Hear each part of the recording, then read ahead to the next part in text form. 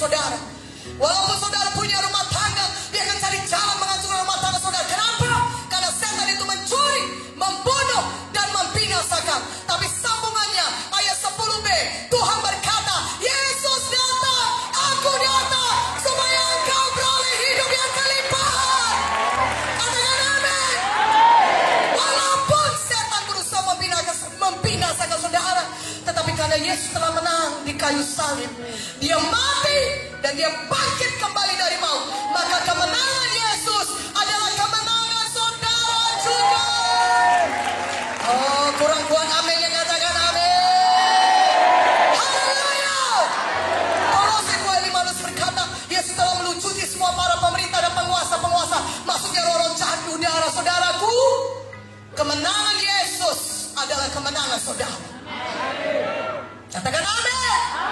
Untuk itulah dia menyertai saudara. Dia berkata, jangan takut. Ibrani 13 ayat 56. Jangan takut.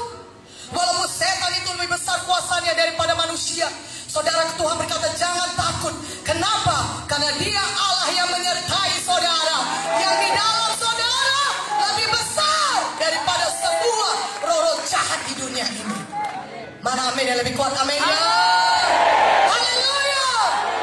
Apa saudara mujizat yang terbesar apa? Yohanes 1 ayat 12 berkata, barang siapa yang menerimanya, diberinya kuasa menjadi anak-anak Allah. Oh, haleluya. Haleluya. Menjadi anak-anak Bapa di sorga adalah mujizat yang terbesar. Tidak ada seorang pun yang datang kepada Bapa kecuali melalui Yesus. Yohanes 14 ayat 6 berkata, akulah jalan dan kebenaran hidup.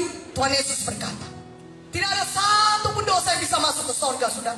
Walaupun saudara belum pernah merampok bank, membunuh orang, ataupun mencelakai orang, saudara belum pernah melakukan dosa-dosa demikian, saudara berkata, firman Tuhan berkata, tidak ada satu dosa pun yang bisa masuk ke sorga. Sorga begitu kudus, saudara, dan upah dosa pasti mau.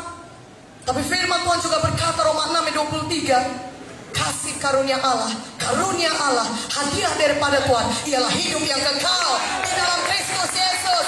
Haleluya. Saudara tidak perlu mati karena dosa-dosa saudara.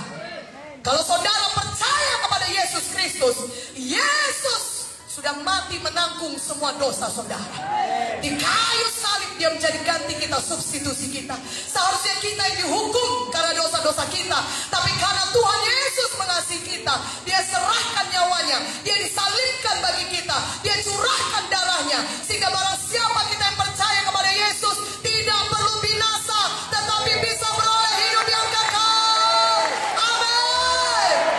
Kita tidak perlu binasa karena dosa kita, saudara.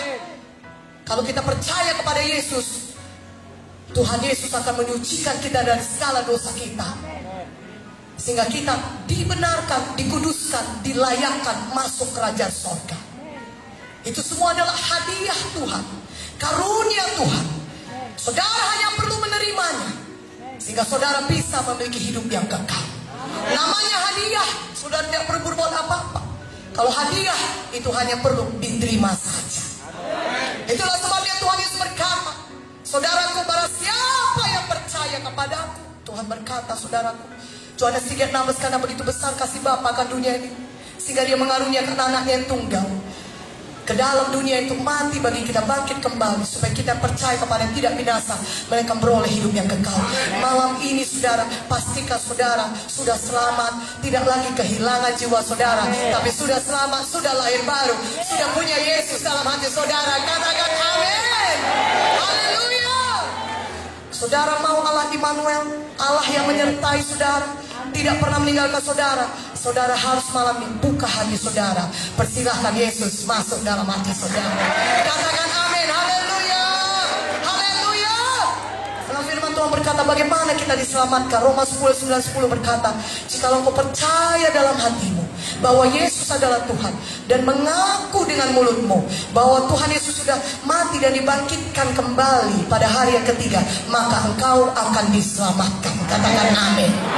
Ketika kita mengaku dengan mulut kita dan mempersilahkan Yesus masuk dalam hati kita, maka kita akan menerima hidup yang kekal. Amin. Firman Tuhan berkata dalam 1 Yohanes 5:11-12, barang siapa memiliki Yesus, dia memiliki hidup yang kekal. Barang siapa memiliki anak, anak itu huruf besar, Artinya barang siapa memiliki Yesus, dia memiliki hidup yang kekal. Tapi barang siapa tidak memiliki Yesus, dia tidak memiliki hidup yang kekal. Malam ini kita semuanya pastikan kita sudah memiliki Yesus dalam hati kita. Katakan amin, haleluya. Karena itu saya sudah angkat tangan saudara semuanya, tutup mata kita. Ucapkan dengan suara yang keras, percaya dalam hati saudara, dan ikut-ikut doa ini. Oh